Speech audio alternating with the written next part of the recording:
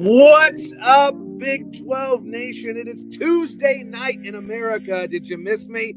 That can mean only one thing. It is time for another edition of your favorite YouTube-centric Big 12 college football show. That's right. It's the one. It's the only. It is the biggest 12 with me, your host, Clint Foster. Wherever you are, thanks for making us a part of your Tuesday night. It's been a minute, but I'm excited. Well, I'm not excited to talk about anything related to TCU, but I'm excited to talk about Big 12 football, that sport that we both love and hate oh so much. And it's so kind to some of us and very harmful to the rest of us. A lot of great guests. We got a fearsome foursome in here to talk all things Big 12 football. But before we get to any of that, you know I need something from you. I need you to subscribe to the show. Let's get the ticker going here. But you know the ad. It's at Big 12 BOCFB. And at TCU VOCFB. Really do subscribe to that Big 12 channel. We are oh so desperately close to 1,000 subscribers, and that will mean the world if you can help us get there. So please, please, please, please do that. We're going to have it running down there the whole time so you won't forget. And you can subscribe. So subscribe. And while you're hitting subscribe buttons, go ahead and subscribe to my personal channel at Clint Foster Creations. Check out Remember the Alamo Bowl. I'm in the planning stages of another documentary short. So keep your eyes open for that. And hopefully, around Thanksgiving week, hopefully I'll have a chance to finally make some more sketches for you. Middle school football season's over. So we got, I'm slightly returning to a semi-normal schedule in my life. And hopefully y'all will be the primary beneficiaries of that. I'll just continue to not sleep. Also, make sure that you're following the Voice of College Football on all of your social media accounts. At the VOCFB, that's on Twitter, on Instagram. Follow me on Twitter at Clint_Foster55. And check us out wherever you get your podcasts, Amazon, Apple, Spotify. We're in all the places. Make us a part of your daily commute, your daily life, okay? We got lots of great content for you. So, without further ado, let me welcome in my guests. You know them all. You love them all. They need no introduction, but I'm going to give it to them anyway. Ladies and gentlemen, we got Brownie, we got Bomber, and we got Steve from Feeble Attached. Gentlemen, how are you on this fine Tuesday night? Good. Peachy. Wonderful. Amazing. Amazing, amazing, amazing. And the chat's already popping off. Love it. Okay, so breaking news that we got to talk about right off the bat. Sam LeVitt talking about moving on from Arizona State to the highest bidder. He's had a little bit of injury issues this year. We actually had Kenny Dillingham on the mic begging Tempe area restaurants to start using NIL opportunities for his players. Gentlemen, what's your read on the Sam LeVitt situation? Brownie, I know you heard some things in the rumor mill that may or may not be true about the price he's commanding. What do y'all all think? What are you thinking? I think it's wild.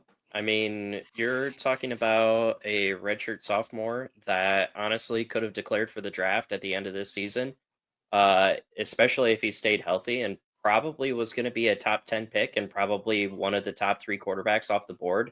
It was an extremely, from my personal thought, like an extremely weak quarterback class going into it. So I feel like, yeah, he wasn't going to go into a really shitty situation.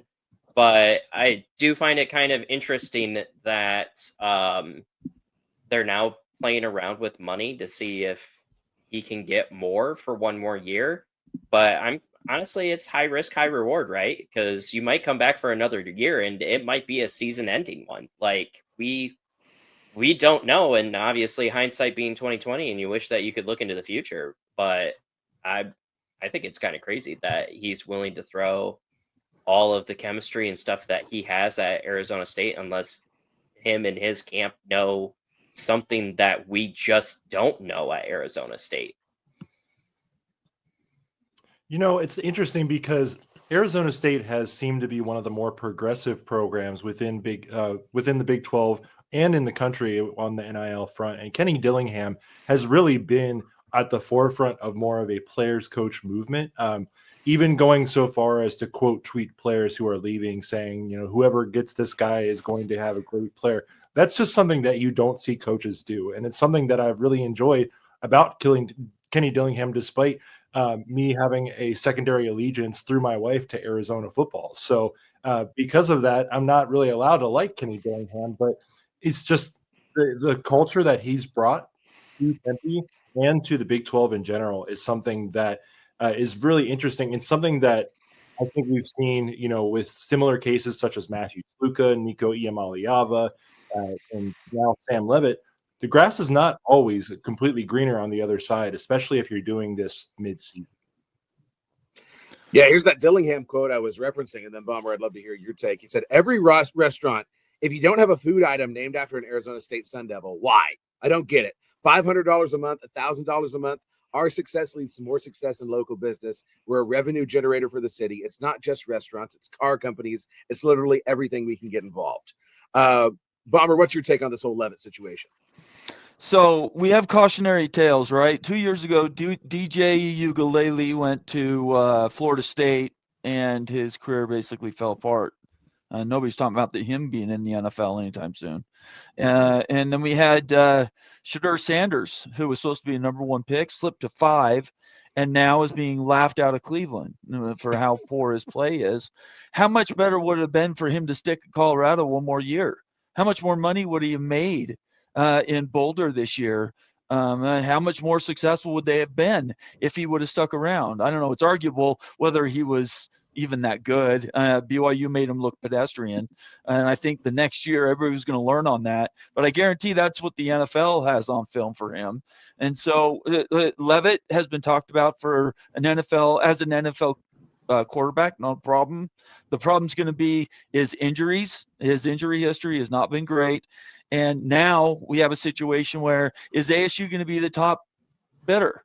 Carson Beck went from Georgia, of all places, to Miami to make $6 million plus. That's more than he's going to make as a second or third round draft pick as a quarterback in the NFL. So unless you're going to be in the first round, there's really no reason to jump to the NFL. So then the only question comes in, what's your quality of life? What do you value more, money or chemistry? And it's arguable whether you could win easier in one conference over the other. I think LeVitt's a great quarterback. I think I say good. I think he has some holes in his games that Kim Scadaboo made up a huge difference for last year. This year, he hasn't had that kind of protection, and now he's gotten hurt, and he's had a lot more challenges this year. So I think if he stays at ASU, it's probably his easiest way to succeed and get paid, maybe one of the top amounts to stay. But if he wants money, if he's wanting to go to the NFL, there's not the worst thing in the world to go to an Ohio State or Miami or a Georgia. Yeah, and I think realistically, it's got to be Miami or Georgia because Ohio State has Sayin, and you're not going to bench. Yep. They're not going to bench Sayin for him. Maybe Michigan, while Michigan tries to figure it out a little bit. They got Bryce Underwood, man. They got Bryce Underwood at $12 million. They're not. Oh, that's true. That's a big dollar amount. Yeah. But I mean, of course, that's the whole risk reward thing, though. Like, do you think that LeVitt would rather, I guess, go to a national championship contender as the starting quarterback, or like to a team that just needs that quarterback? But just wherever Lane Kiffin is. Like, is he going to go to Ole Miss or wherever Lane Kiffin is mysteriously walking off of jets? Or is it a desperate situation where a team who is going to have a first-year coach and needs a proven collegiate quarterback to come in and rock the ship for them for a year? Like, speaking of like a Virginia Tech or even in the league, like in Oklahoma State, if they were really desperate and wanting to win immediately, I could see doing worse than Sam LeVitt. He is definitely a solid quarterback. I think all of our concerns and thoughts are definitely fair on how good of a quarterback he is, but he's won a conference championship as a quarterback, although Cam Scadaboo was kind of, the arms, legs, and brawn of that entire team. Sam LeVitt was still there. So, and Jordan Tyson was as well. That was what I was Meanwhile, thinking. Chris is speaking all of our fears into existence here. Sam LeVitt is a future Red Raider. It could happen, although Will Hammond is a fantastic quarterback, and he's coming back off of injury. I think as a backup, if you're Will Levitt, do you go, or Sam LeVitt, do you go to Texas Tech and potentially sit on the bench, right? I don't know. These are questions everybody has to answer them themselves. Well, I do know this. Just moving isn't necessarily a guarantee for success. In fact, you could argue some have gone backwards. Grass isn't always greener. Well, gentlemen, let's move on ahead to dope and cope for this past week. Since we didn't have a show last week, I'll actually open up to 2 weeks if you want to say anything from the past 2 weeks that you thought was dope or cope. Brownie, would you like to go first? Heck yeah. I'll start us off from the previous week. Yeah, so, I figured you might. Yeah. Dope. Iowa State beat TCU. Yeah, you did. Also dope. I got Buc-ee's, so that was awesome. There you go. And I got a lot of barbecue. You got Joe T's. Yeah, we treated you right. That was a pretty dope week. Dishfish. I'm kind of upset that he's not floating around the chat right now. The little jerk. Got to see him for a little bit too. My cope was definitely Clint Foster post game. Wow. Yeah. Okay. I mean, There's Dishfish. I brought him into existence. There he is. Yeah. Yeah.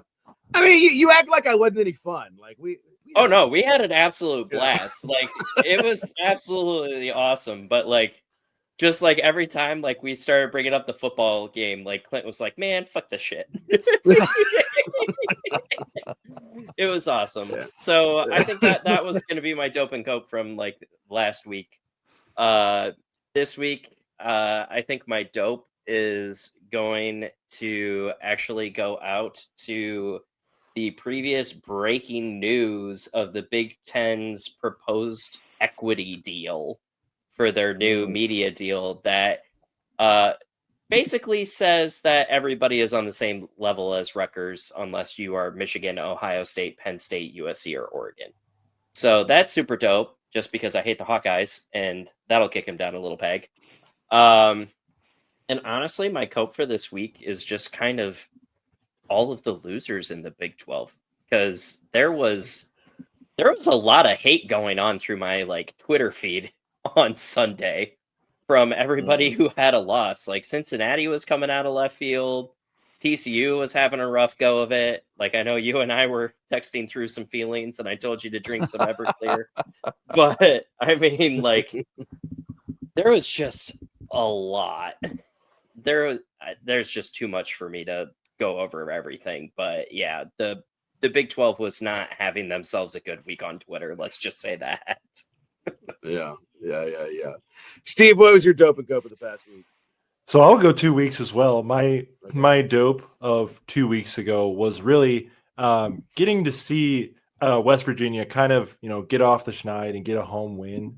They've been playing a lot better over the last stretch here, and so that was good to see them bring that hard edge and intensity and get a win over Colorado, a team who is also struggling, but somebody had to win that game. We do not currently have ties in college football, so I was glad to see West Virginia get a home win. My cope from 2 weeks ago, UCF. I don't know if you guys know this as Big 12 people, but our friends from the American UCF, they had a record of 8-0 leading into this space game against Houston, and Houston now owns space and the space game. So, and as someone who, shall we say, was invested in the outcome of the UCF game, I was definitely coping with that result.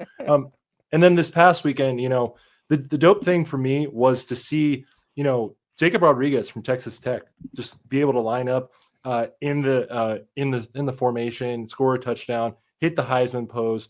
I'm loving that Texas Tech has a defense for the first time potentially ever. I don't remember them ever playing defense before. Great clip from these. Exactly. Yeah. It's been a long time since they've played defense in West Texas. So I was happy about that. And cope I will give to myself because I did attend the Arizona-Cincinnati game. And as I mentioned, my wife is an Arizona alum. And she mentioned to me right after the game, well, you can try to beat us in basketball again next year. So since Cincinnati and Arizona have been in the same conference, we've lost a football game, a basketball game, and an entire weekend baseball series to Arizona. So, I think my wife's alma mater is just going to perpetually have the crown. So house divided, and in our house, Arizona, the Arizona flag flies over the day. Bomber, hit us. Dub and cope.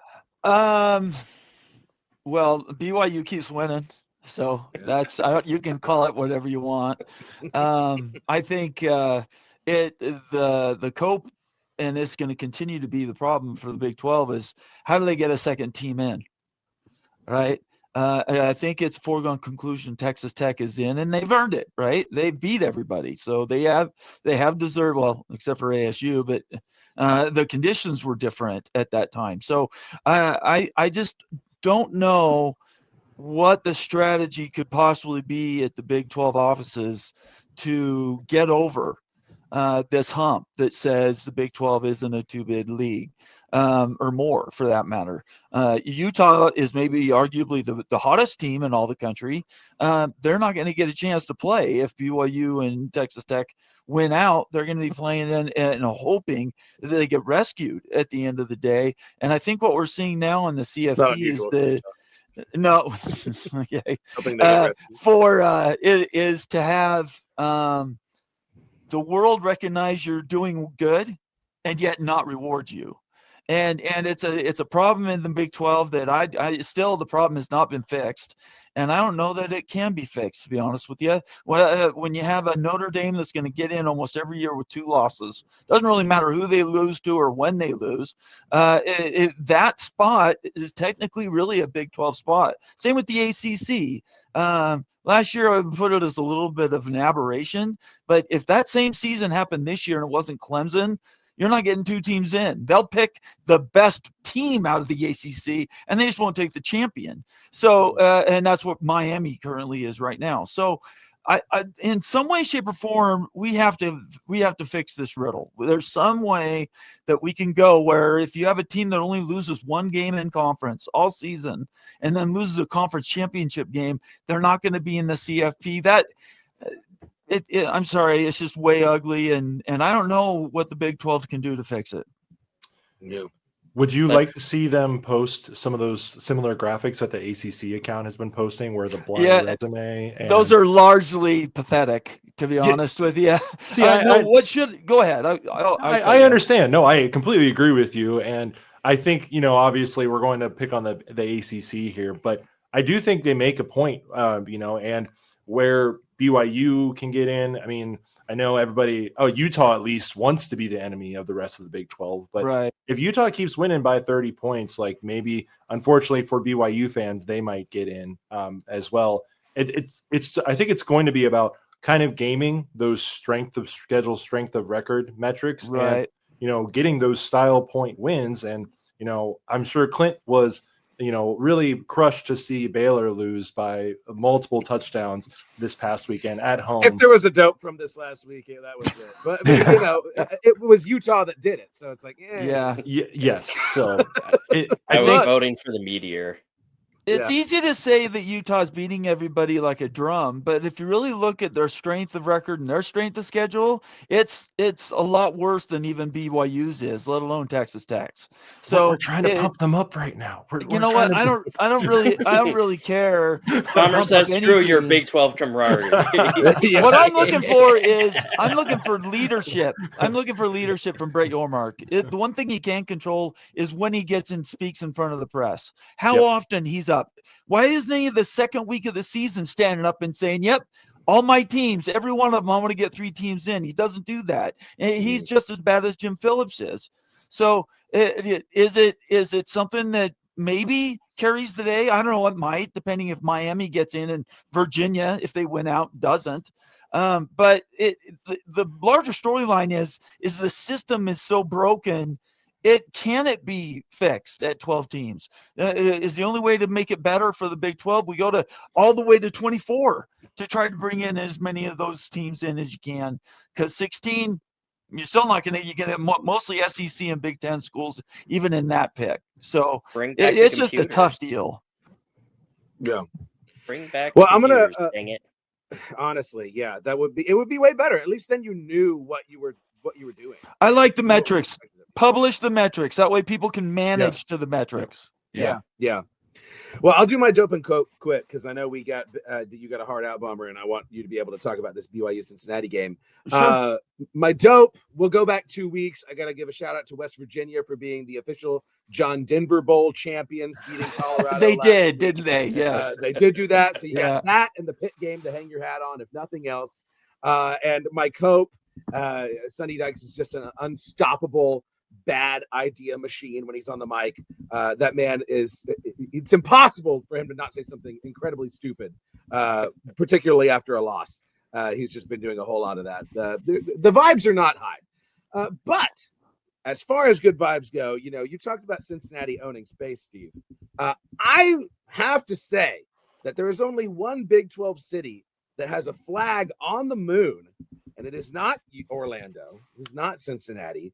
Pascal High School, right down the street from TCU in Fort Worth, has a flag on the moon. Wow. Okay. From Alan Bean in 1950. Okay, Apollo 12. So, wow. If anybody owns space, hey, only one of us has a flag up there.